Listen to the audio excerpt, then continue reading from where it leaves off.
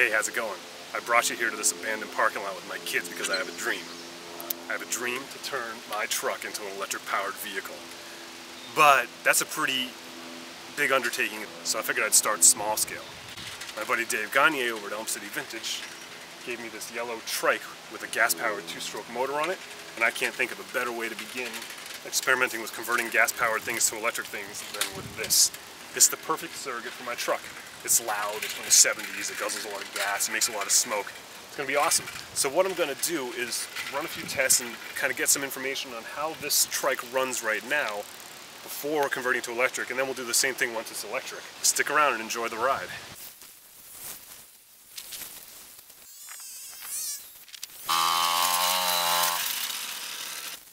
It's hard keeping gas going through this thing. You would think a motorized bike would be easier to ride than one that's not. But for some reason it's not priming right, but I think we're getting it.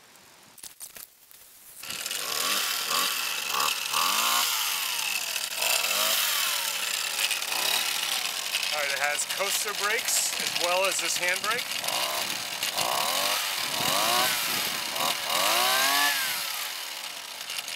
Give it a try.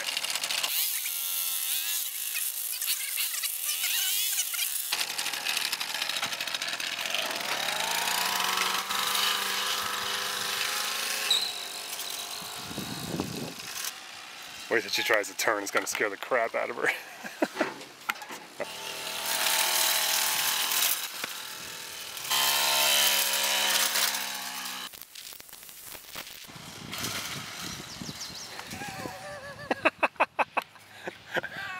You alright? It's the speed is probably, the fastest you're going is probably 15 miles an hour, but it feels like 500. Because it's, you can't turn. Because you can't turn, yeah. I'm going to see how fast I can get this bike going, and I'm also going to see how loud this engine is.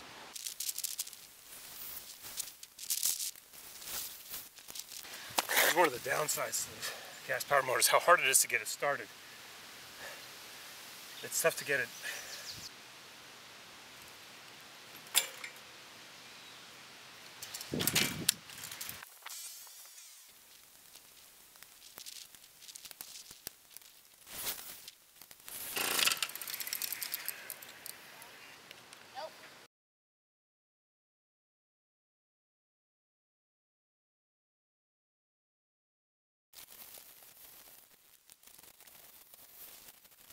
We got up to 13.71 miles an hour that time.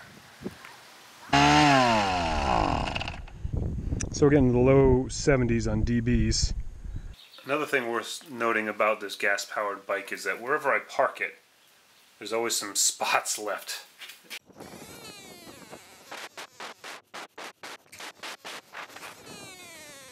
One other test to try is uphill, so I'm going to go out onto this little road that's down here, ride down, and then try and ride back up. I've got the GoPro mounted in the back there.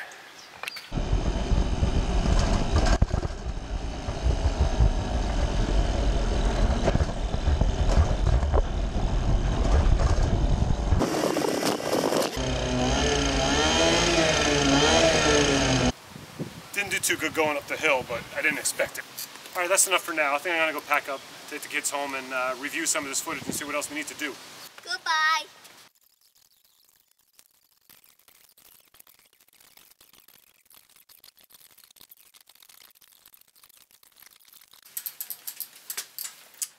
Back in the shop, first thing I want to do is get the gas guzzler off. There's a couple controls up on the handlebar that need to come off, and it looks like it's just really a couple screws on either side of the frame that hold it on, plus this exhaust. So this should come right off in a couple minutes. I want to try and take it off and keep it intact because I don't want to spill gas all over my shop, and I might put it on another bike just to mess around.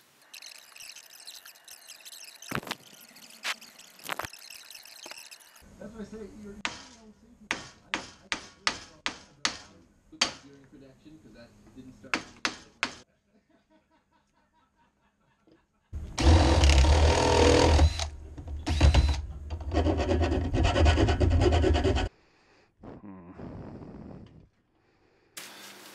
Of course, I ran into a few problems. The fork wasn't quite wide enough for the bolts that came with the wheel, so I had to file those out a little bit.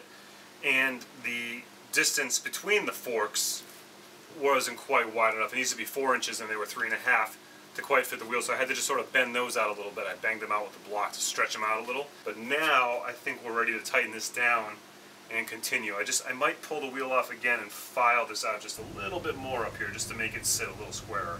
Can't get the grip off. I just learned this trick from Dave. Tape up the hole on this side, put the air compressor right into the hole on this side, and it comes right off.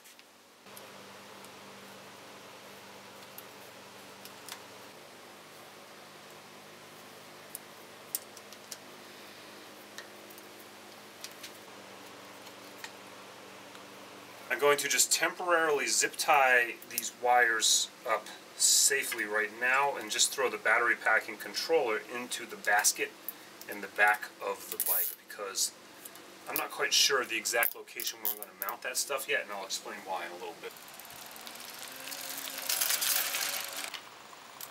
First I'll just back up with reverse. I gotta tighten these in with it. Alright, let's go forward now.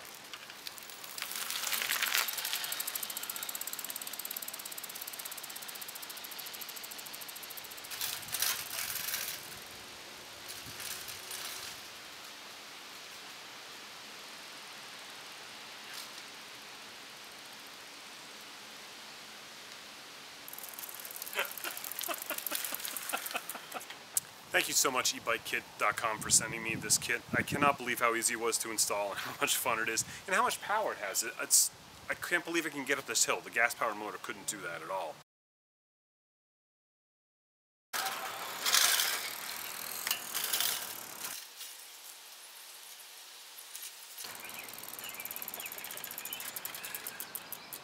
I'm out here at my proving grounds trying out the bike now that it's been converted to electric.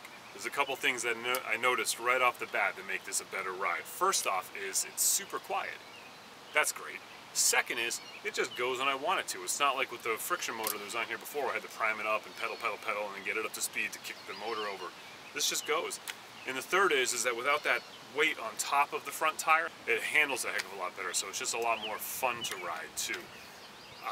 Now I'm going to drive it around a little more, I'm going to do some speed tests and continue our comparison, but so far it seems like a no-brainer. Oh yeah, and this one has reverse too. See you later.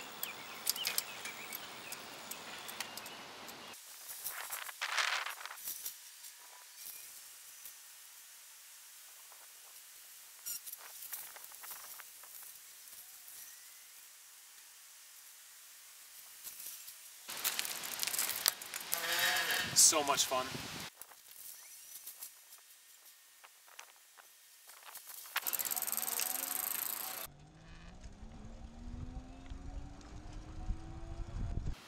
On that last run, I actually got up to 16.39 miles per hour according to the speedometer. That's pretty exciting.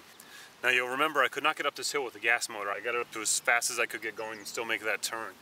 We're going to try it with the electric motor. I'm just going to ride down and ride back.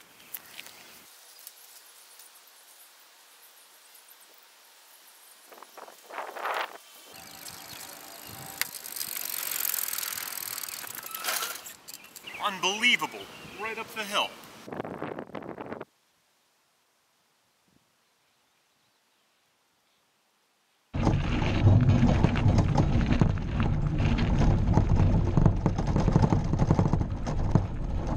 Getting a hill up a hill like this is all about the assist. Still off the pedal, you can get up without working very hard. For the decibel test, we're sitting around 30 right now. It doesn't change the decibel reading at all. It's hovering around 30, even with the motor on.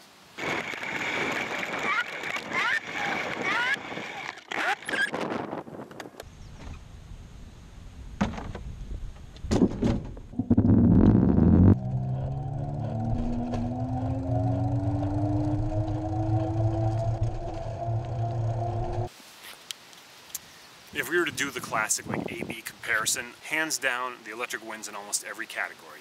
It's more fun, it handles better, it's quieter, it's faster, it can actually get out of its own way going uphill. Oh, it doesn't smell, it doesn't leak. It's the only place where the gas-powered motor wins is One, you can still buy those things relatively inexpensively. That's just the world we live in. And two, the range. Apparently that gas-powered engine will go for about 100 miles or more with just the two-stroke mix that fits in the container. Whereas this, you're gonna have to pull over every 8 to 16 miles to get it charged. But you know what?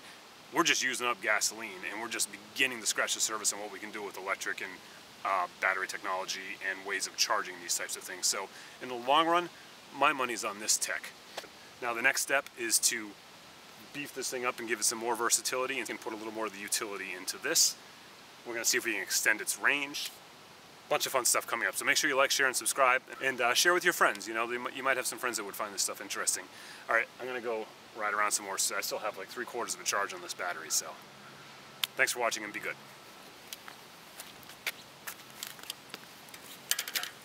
Onward.